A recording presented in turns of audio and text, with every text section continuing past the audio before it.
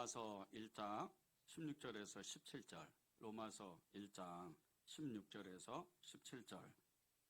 예, 제 성경이 신약성경 238쪽입니다. 앞에 PPT에도 나오는데 우리 짧은 구절이니까 함께 이렇게 합독하시겠습니다. 시작. 내가 복음을 부끄러워하지 아니하노니 이 복음은 모든 믿는 자에게 구원을 주시는 하나님의 능력이 됨이라. 먼저는 유대인에게요 그리고 헬라인에게로다. 복음에는 하나님의 의가 나타나서 믿음으로 믿음에 이르게 하나니 기록된 바 오직 의인은 믿음으로 말미암아 살리라 함과 같으니라. 아멘. 네, 하나님이 2024년 성탄절 그 말씀을 주실 때 하나님이 주시는 간절한 마음이 있었어요. 그래서 정말 한 달 전부터 이 성탄 예배를 위해서, 감사 예배를 위해서 말씀을 이렇게 준비하는데 너무 간절하게 그 마음을 한 가지를 주시는 거예요. 성탄절을 다시 시작하라는 거예요. 다시 시작하는 성탄절. 그것을 정말 하나님 앞에 전심으로 우리가 나아가는 그런 마음을 가지라는 거죠. 오늘 말씀을 제가 다시 한번 읽겠습니다. 내가 복음을 부끄러워하지 아니하노니 이 복음은 모든 믿는 자에게 구원을 주시는 하나님의 능력이 됨이라. 먼저는 유대인에게요 그리고 헬라인에게로다. 복음에는 하나님의 의가 나타나서 믿음으로 믿음에 이르게 하나니 기록된 바 오직 의인은 믿음으로 말미암아 살리라 함과 같으니라. 이 말씀이 실제 우리에게 실제가 되는 순간, 그 순간서부터 지식이 아닌 우리가 배운 말씀을 배우고 그런 지적인 능력, 어떤 지적인 그런 말씀이 아닌, 지식이 아닌 실제가 우리의 심장 속에서, 우리의 마음 가운데에서 불타오르기 시작하는 그 순간서부터 우리는 정말 성경의 모든 말씀을 우리가 가질 수 있습니다. 여러분이 그런 사람들이 돼야 돼요. 이 성경의 전체 66권의 가장 핵심 중의 핵심, 이 성경이 로마서입니다. 1장에서 16장까지 기록된 이 말씀을 성경의 모든 인물들, 그리고 기독교 2000년 역사의 수많은 영성가들이 이 로마서 그리고 갈라디아서를 연구하면서 하나님을 깊이 체험했어요. 그리고 이 말씀을 통해서 정말 기독교의 놀라운 부흥의 역사가 몇 차례 계속 진행됐습니다. 그 중에 가장 큰 것이 여러분이 잘 아는 정말 500년 전에 종교개혁을 일으켰던 마르틴 루터가 하나님의 그 말씀을 연구하다가 이 로마서를 집중하다가 배우다가 어마어마한 부흥의 역사가 일어난 겁니다. 그리고 정말 전 유럽을 완전히 바꾸고 인류의 역사를 완전히 바꿀 정도로 그런 부흥의 역사를 체험한 거죠. 그런데 이 마르틴 루터가 말씀을 붙잡은 게 로마서 1장 17절입니다. 하나님의 의가 나타나서, 복음에는 하나님의 의가 나타난다는 거예요. 우리의 의가 아니고 하나님의 의가 나타난다는 거예요. 이 하나님의 의가 나타나면, 우리가 믿기만 하면, 우리가 하나님의 그 말씀을 믿고 하나님 앞에 살기로만 결단한다면, 주님이 진짜 살아계시길 그것을 정말 믿고 그분을 죽기까지 따라가기로 결단하기만 하면 우리는 살 수가 있다는 거예요. 죽는 게 아닙니다. 정말 놀라운 부흥의 역사가 일어나고 우리의 심령서부터, 우리의 마음서부터 부흥이 일어나는데 그 불을 주체할 수 없을 정도로 큰 부흥이 일어나는 거예요. 단 한 사람의 그 마음의 부흥이 일어난 그 500년 전에 이 종교개혁이 일어났던 독일의 한 지역에 한 수사였던, 그런 한 수도사였던 이런 신부가 그 말씀을 붙잡고 전 유럽을 바꾸는 거예요. 그가 가는 곳곳마다 부흥이 일어나고 완전히 나라가 자체가 바뀔 정도로 어마어마한 역사가 일어납니다. 여러분이 그 말씀을, 내가 복음을 부끄러워하지 아니하고 정말 이 복음을 믿는 그 역사가 일어나면, 이 말씀을 믿는 역사가 일어나면 우리는 다시 시작하는 이 성탄절에 어마어마한 부흥을 체험할 수 있다는 거예요. 여러분 중에는 믿음을 갖다가 믿음이 떨어진 분도 계실 거예요. 또 믿음이 충만한 분도 계실 겁니다. 그런데 왠지 모르게 내가 그때 처음 믿었을 때, 내가 그 감격, 그 이루 말할 수 없는 정말 하나님을 만났던 그 감격을 지금도 내가 간직하고 있냐는 거예요. 지금도 나는 잠을 못 자고, 지금도 내 마음은 그렇게 떨리고, 그렇게 예수님만 이름 부르면 내 계속해서 눈물이 흐르고, 주체할 수 없는 믿음 하나 때문에 광화문 내거리에 나가서 소리소리 질러서 예수님은 살아계신다고, 예수님은 분명히 계신다고, 예수님은 이 땅에 다시 오신다고 그렇게 말했던 그 어느 날, 내가 처음 예수님을 만났던 그 어느 날, 세례를 받아도 불같은 그 임재가, 성령의 임재가 내 안에 임했을 때, 그때가 지금도 여전히 여러분에게 진행형이냐는 거예요. 저는 처음 예수님을 영접하고 세례 받을 때 이루 말할 수 없는 체험을 했어요. 그래도 순복음교회에서 세례를 받았는데, 그 세례 받는 그 침례죠. 침례 받는 그 순간에 물에 들어갔다 나오는데, 양쪽에서 목사님이 저를 이렇게 안아서 물에 들어가고 물에서 이렇게 나올 때 그것을 이렇게 부축해 주셨는데, 이루 말할 수가 없는 거예요. 그 순간 제가 완전히 거듭나더라고요. 그리고 성남으로 오는 지하철을 타고 성남으로 오는 내내 그렇게 울었어요. 3일 동안 계속 울었습니다. 왜 이렇게 마음이 뜨거운지, 왜 이렇게 예수님이 고백되어지는지 그때 알았어요. 하나님은 분명히 살아계시는구나. 2022년 성탄절 그 예배, 이 한국교회의 이 2022년 성탄절 예배는요, 정말 어마어마한 부흥의 역사가 일어난 한 해였습니다. 3년 동안 코로나 이 팬데믹으로 단 한 사람도 교회에 나올 수가 없었어요. 3년 동안 그렇게 교회를 오고 싶어도 교회에 나오지 못해서 애가 탔어요. 한국교회 모든 성도들이 교회 가고 싶은데, 정말 하나님께 예배드리고 싶은데 그 마음을 어찌할 바를 모르고 그저 인터넷에서 예배드리는 그것에 만족하지 못하고 그렇게 마음을 안타깝게 3년을 보내다가 2022년 성탄절 예배를 드리는데 정말 전국이 난리가 난 거예요. 예배당마다 가득 채워지고, 정말 이 부흥의 역사는 이루 말할 수 없는, 또다시 하나님은 이 한국교회를 다시 한번 부흥시키겠구나, 그럴 정도로 어마어마한 부흥이 일어났었습니다. 한국교회에서 그 당시에 제일 큰 교회였던 이 여의도 순복음교회 3부 예배 때는요, 그 본 예배당이 12,000명이 들어가는데 그 예배당이 가득 찼어요. 부속 성전까지 거의 2만 명이 3부 예배를 한 번에 드렸어요.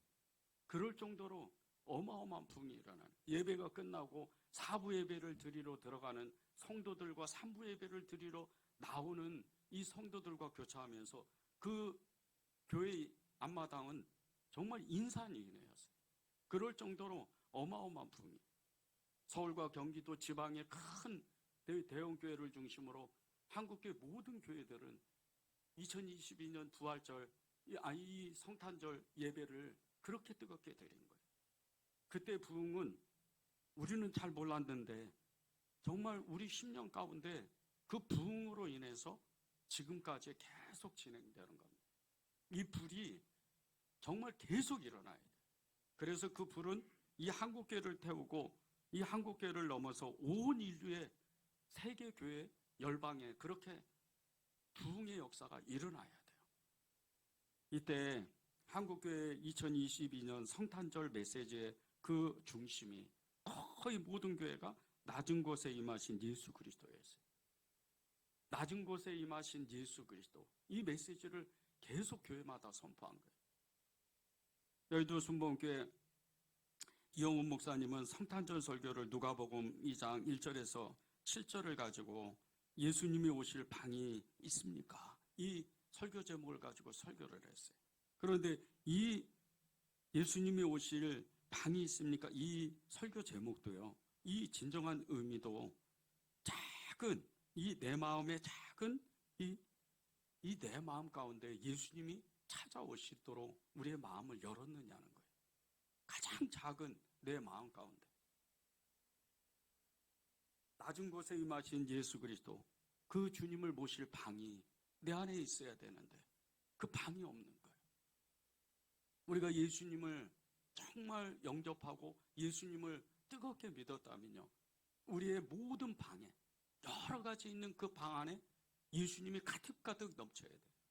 그리고 그 예수님이 나의 삶을 당신의 뜻하심대로 하늘에서 뜻이 이루어진 것 같이 이 땅 가운데 내 삶에 하나님의 뜻이 임해서 하나님의 축복을 받고 하나님의 뜻을 이루는 그런 사명의 길을 우리가 가야 되는 거예요. 그러려면 우리의 마음에 방의 그 문을 열어야 돼요. 볼지어다 내가 문 밖에서 내 마음에 그 문을 두드리니 내가 문을 열면 내가 들어가 너와 같이 먹고 마신다 그랬어요. 그 마음에 문을 여는 거예요. 그것이 가장 이 세상에서 작은 이 내 마음, 이 낮은 마음에 예수님이 찾아오신 메시지. 낮은 곳에 임하신 예수님, 그 예수님이 대개 오시는 것이 얼마나 중요한 것이요. 처음 예수님을 믿었을 때 이때가 생각이 나기 때문에, 여러분이 처음 예수님을 믿었을 때, 예수님이 처음 예수님을 영접했을 때, 그때로 돌아가면요, 지금 여러분이 한 사람 한 사람이 그때로 돌아가면 지금 우리 이렇게 앉아있을 수가 없어요. 난리가 날 거예요. 춤을 추고 하나님을 고백하고 찬양하고 기도하고 어떻게 하면 하나님의 일을 할까, 어떻게 하면 하나님께 헌신할까, 그것을 고백하는 거예요.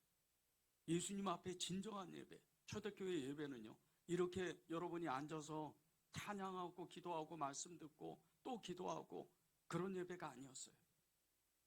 다 각각 앉은 자세 다 달랐고요. 그리고 예수님을 고백하는 형태도 다 달랐어요. 어떤 사람은 정말 예수님이 보고 싶어서 늘 3년 동안 같이 다녔던 그 예수님이 보고 싶어서 들로 산으로 가서 그렇게 소리를 질러가면서 예수님을 찾는 거예요.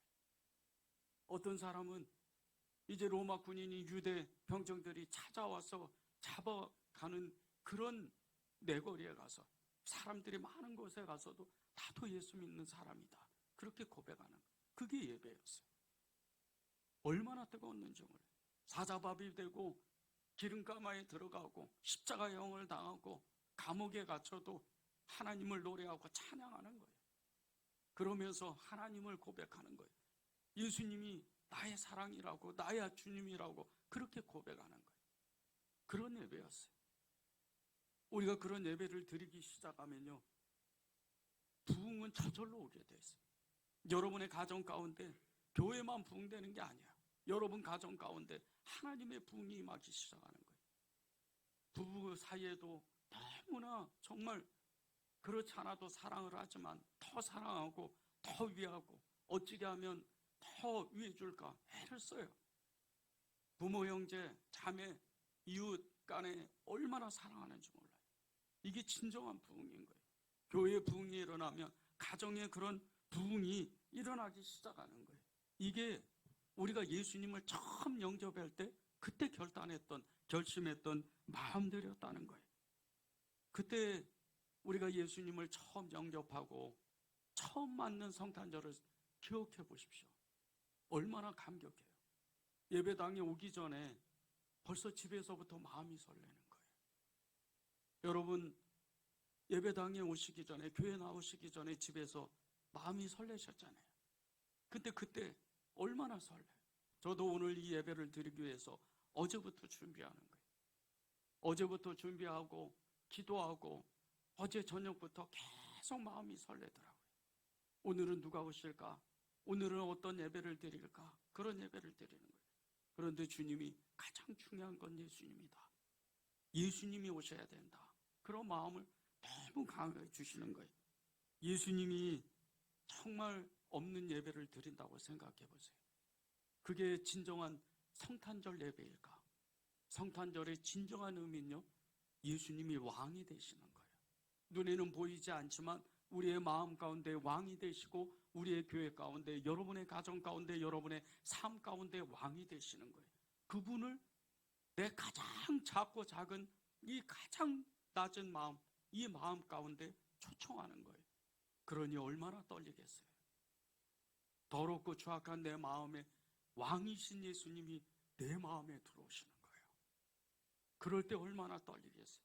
얼마나 정말 경외스러운 그 마음이 들겠어요. 내가 거룩하니 너희도 거룩하라. 그렇게 말씀하신 주님께서 네가 아무리 작은 마음이라도, 너의 마음이 더럽더라도, 너의 마음이 너무나 작아도 나는 그곳에 내 보좌를 세울 것이다. 그 예수님을 내가 초청하는 거예요. 그러면 하나님께서 저와 여러분에게 이 세상에서 가장 낮고 어두운 우리의 마음 가운데 하나님의 거룩한 생명의 빛을 우리에게 비춰주시는 거예요. 예수 그리스도는 빛이십니다.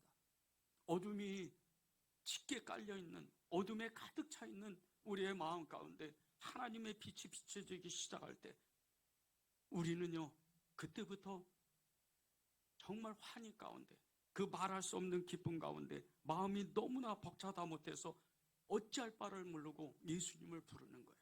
그것이 저절로 되는 거예요. 종교개혁을 일으켰던 이 마틴 루터, 수많은 믿음의 증인들이요, 그런 고백을 한 거예요.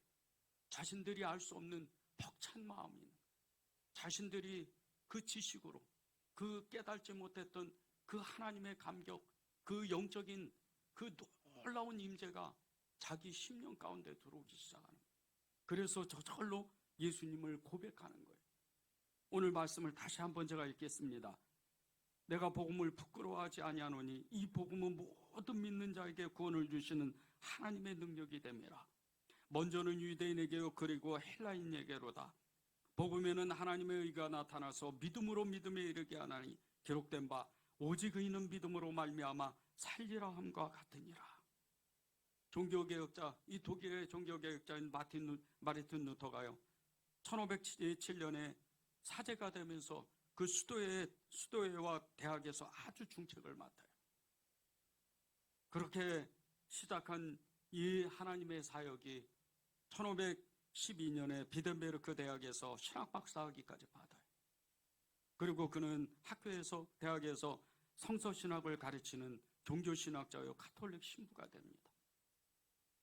정말 기독교로 말하면요, 이루 말할 수 없는, 마르틴 루터를 따라갈 수가 없어요. 그렇게 지적인 사람이에요. 그런데 그 마음에는 너무나 쓸쓸한 거예요. 그 마음에는 채워넣을 수 없는 공허함이 있는 거예요. 자기는 예수님 믿었다고 생각했는데, 자기는 예수님 고백했다고 생각했는데, 자기는 하나님의 일을 한다고 그렇게 생각했는데 아닌 거예요. 가르치면 가르칠수록, 예배를 드리면 드릴수록, 말씀을 전하면 전할수록 공허한 거예요. 예수님이 없으니까, 예수님을 진짜 믿지를 않으니까, 지식으로만 하나님을 믿기 때문에. 그래서 이 마르틴 루터가 로마서와 갈라디아서를 공부하기 시작을 했어요. 그리고 어느 날 깨달은 게 이 로마서 1장 17절입니다.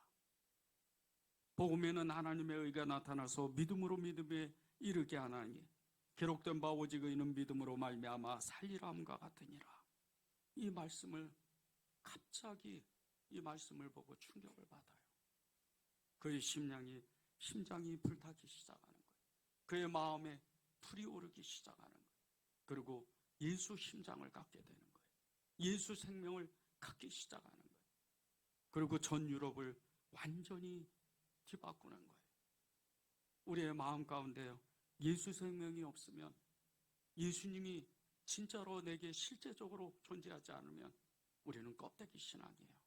아무것도 아닙니다. 그냥 지식으로 갖는 거예요. 하나님의 말씀에 순종할 수가 없어요. 사랑해라, 용서해라, 이해해라, 인내해라, 기다려라, 그런 말씀이 아무런 소용이 없어요. 은혜를 받았다가도 인해 쏟아버려요. 기도도 수시간 동안, 수년 동안 했다가 갑자기 화가 나는 거예요. 예배당을 나가면서 다 쏟아버려요. 믿음이 온데간데 없어져요. 아무리 기도해도 주님은 응답하시는 것 같지 않아요. 예수 생명이 없으니까. 그 예수 생명이 우리 안에서 성령으로 불타야 되는데 그것이 없으니까 아무런 능력이 없는 거예요. 예수 생명은요, 우리에게 하나님을 예배하게 하는 놀라운 능력을 가져요. 하나님은 영이시니 신령과 진정으로 예배드릴지니라. 이 예배가 어떤 예배인 줄 아십니까? 성령으로 드리는 예배예요.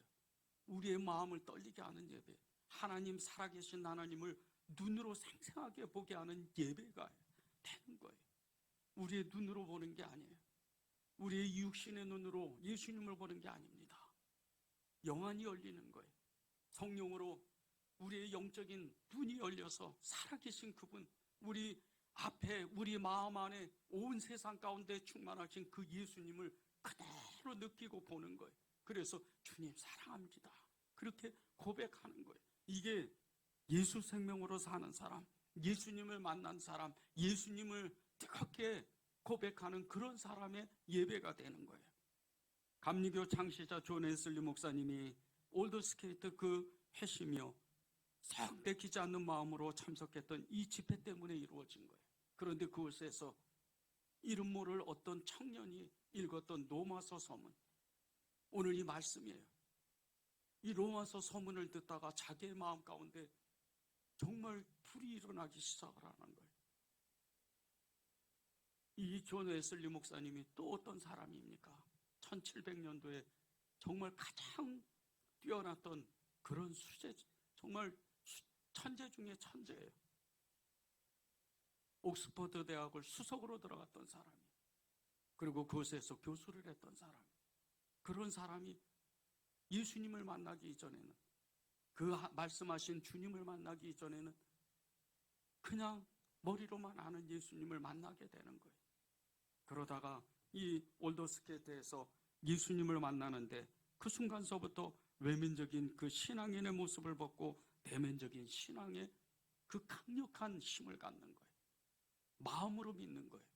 믿음으로 하나님 앞에 순종하고 그는 평생토록 그렇게 살아가는 거예요. 이 존 웨슬리 목사님이 그날 올더스케이트 거리에서 예수님을 뜨겁게 성령으로 만났던 그날 일기예요. 1738년 5월 24일 9시 15분경에 그가 예수 그리스도 안에 있는 믿음을 통하여 하나님께서 마음의 변화를 일으키시느를 선명하고 기록했을 때 이렇게 고백을 했어요. 나는 내 마음에 이상스럽게 뜨거워짐을 느꼈다. 나는 내가 그리스도를 신뢰하고 있다고 느꼈으며 구원을 위해 다만 그리스도만 믿고 있음과 그 위에 주께서 나의 죄를, 아니 나의 죄까지도 다 걷어가시고 나를 죄와 사망의 법에서 건져주셨음을 믿는 확신이 내게 주어졌다. 이게 주님을 만나는 거예요. 이게 예수 생명을 갖는 겁니다.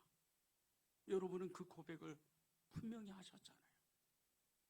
나도 예수님을 만났습니다. 나도 그 어느 날 내가 잘 알지는 못하지만, 내가 성경을 모르지만 내 마음이 뜨거웠었어요. 그런 경험이 있잖아요.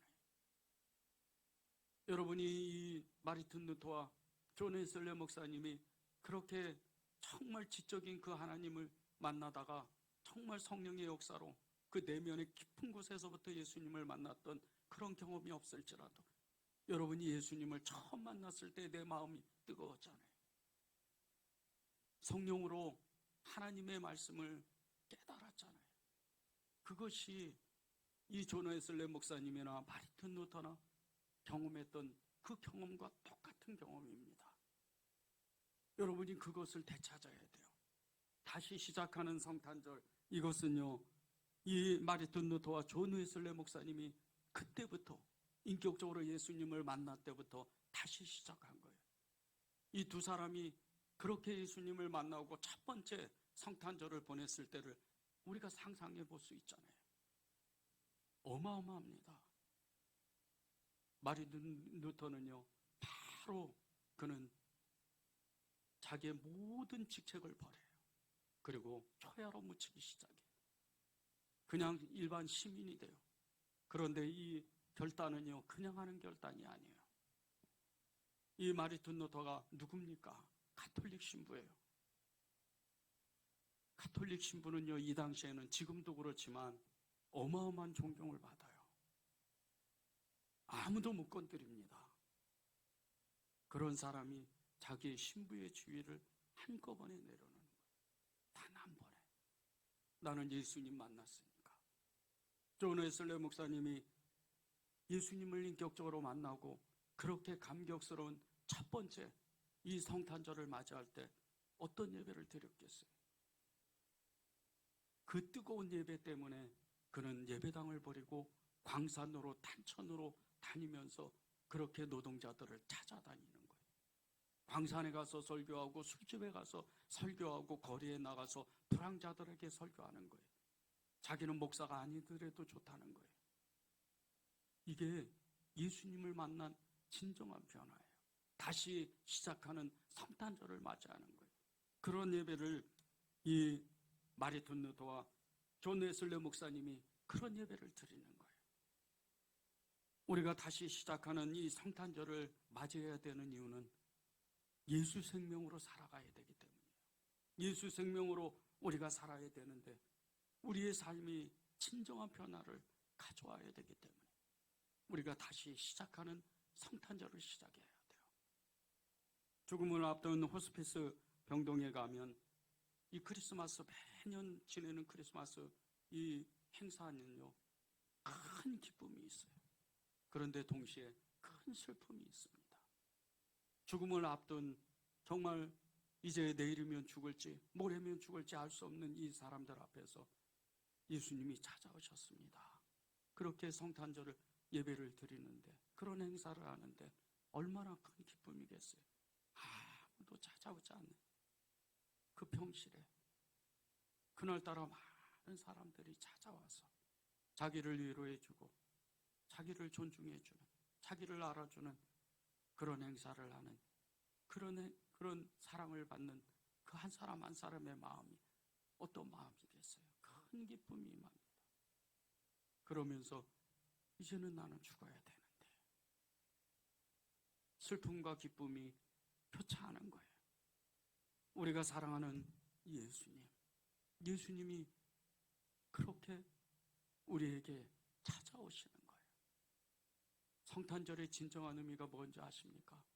슬픔이 임하는 거예요. 기쁨이 임하는 거예요. 가장 기쁜 날이면서 가장 슬픈 날이에요. 주님은 자신이 죽는 것을 알고 그러고 오시는 거예요. 그래서 그날은 기쁨의 날이요 슬픔의 날인 거예요. 이 성탄절을 맞이하는데 우리가 필요한 그 마음이 뭐겠어요? 그저 우리의 이 굳었던 마음을 살짝만 열어도 예수 생명의 빛이 우리 안에 가득합니다. 그래서 그 주님을 고백하게 되는 거예요. 누가복음 15장 돌아온 탕자의 이야기의 진정한 주인이 누군지 아십니까? 둘째 아들이 아니에요. 그를 기다리는 아버지였어요.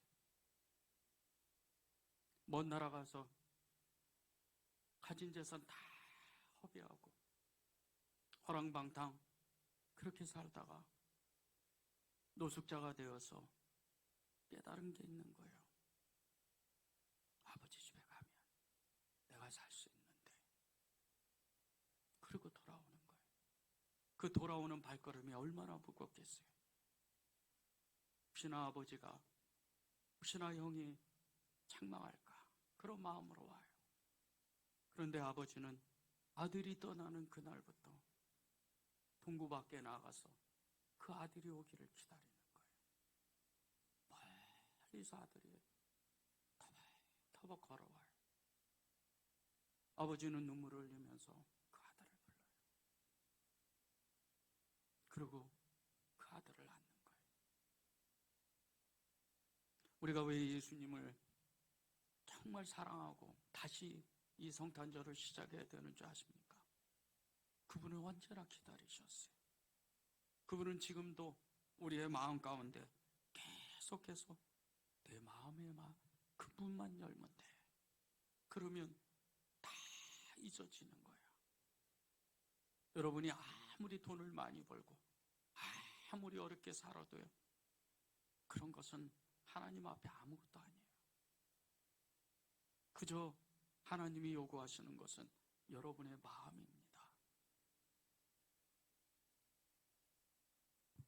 좋은 글을 읽다가 한번 이렇게 여러분과 같이 나누면 좋겠다는 그 글을 이렇게 읽은 적이 있었어요. 제목이 가족들의 따뜻한 이야기입니다. 시장에서 찐빵과 만두를 만들어 파는 아주머니 한 분이 계셨습니다. 어느 날 하늘이 울락말락 꾸물거리더니 후두둑 비가 쏟아지기 시작했습니다. 지나가는 소나기겠지 했지만 비는 두어 시간 동안 계속 내렸고 도무지 그칠 기미를 보이지 않았습니다. 아주머니에게는 고등학생 딸이 한 명 있었는데 미술학원에 가면서 우산을 들고 가지 않았다는 것이 생각났습니다. 서둘러 가게를 정리하고 우산을 들고 딸의 미술학원으로 달려갔습니다. 그런데 학원에 도착한 아주머니는 학원 문 앞에 들어가지도 못한 채 주춤거리고 서 계시는 것이었습니다. 부랴부랴 나오는 통에 밀가루가 덕지덕지 묻은 작업복에 낡은 슬리퍼, 심지어 앞치마까지 둘러매고 왔기 때문입니다. 감수성 예민한 여고생 딸이 혹시나 엄마의 초라한 행색에 창피하지 않을까 생각한 아주머니는 건물 주변의 학생들이 잘 보이지 않는 곳에서 딸을 기다리기로 했습니다. 여전히 빗줄기는 굵었고 한참을 기다리던 아주머니는 혹시나 해서 학원이 있는 3층을 올려다 보았습니다. 학원이 끝난 듯 보였습니다. 마침내 빗소리가 궁금했든지 아니면 엄마가 올 걸 짐작했는지 딸아이가 창가를 내다보았고 아주머니와 눈이 마주쳤습니다. 반가운 마음에 딸을 향해 손을 흔들었지만 딸은 못 본 척 몸을 숨겼다가 다시 살짝 고개를 내밀고 다시 숨기고 하는 것이었습니다. 딸은 역시나 엄마의 초라한 모습 때문에 기다리는 것을 원치 않는 것 같았습니다. 슬픔에 잠긴 아주머니는 딸을 못 본 것처럼 하고 가게로 돌아갔습니다. 그로부터 한 달이 지났습니다. 미술학원으로부터 학생들의 작품을 전시한다는 초대장이 날아왔습니다. 자신을 피하던 딸의 모습이 생각나 전시회를 가야 할지 말아야 할지 한나절을 고민하던 아주머니는 늦은 저녁에야 가장 깨끗한 옷을 갈아입고 미술학원으로 달려갔습니다. 끝났으면 어쩌나 하는 걱정을 한가득 안고 달려간 아주머니는 다행히도 열려있는 학원문에 안도의 한숨을 쉬었습니다. 또다시 학원문 앞에서 망설였지만 결심한 듯 문을 열고 들어가 벽에 걸려있는 그림 하나하나를 감상하기 시작했습니다. 그때 한 그림 앞에 멈춰선 아주머니, 당황 기색이 역력한 채로 그림을 응시하고 있었습니다. 제목, 세상에서 가장 아름다운 모습. 비, 우산, 밀가루 반죽이 허옇게 묻은 작업복, 그리고 낡은 신발.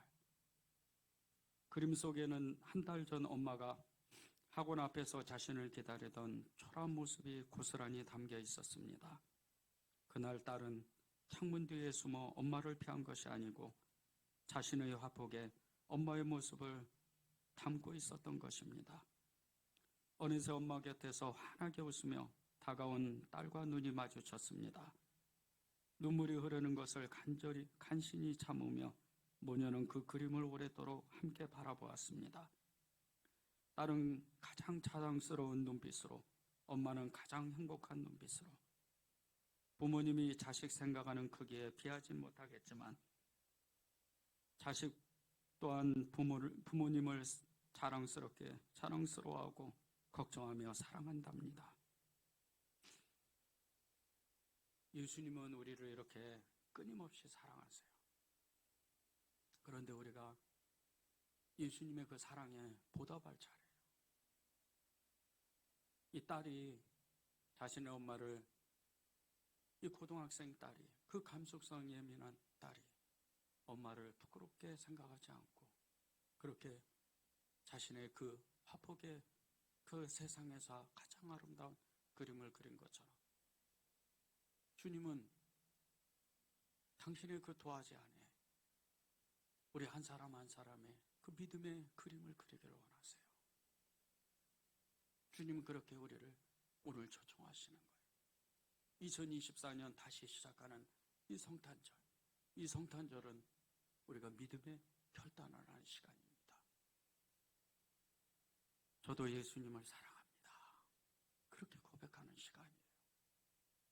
로마서 1장 16절 17절을 읽고 우리 찬양하겠습니다. 내가 복음을 부끄러워하지 아니하노니 이 복음은 모든 믿는 자에게 구원을 주시는 하나님의 능력이 됨이라. 먼저는 유대인에게요 그리고 헬라인에게로다. 복음에는 하나님의 의가 나타나서 믿음으로 믿음에 이르게 하나니 기록된 바 오직 의인은 믿음으로 말미암아 살리라 함과 같으니라. 이 고백이 여러분의 평생 고백이 되었으면 좋겠습니다. 찬양하겠습니다.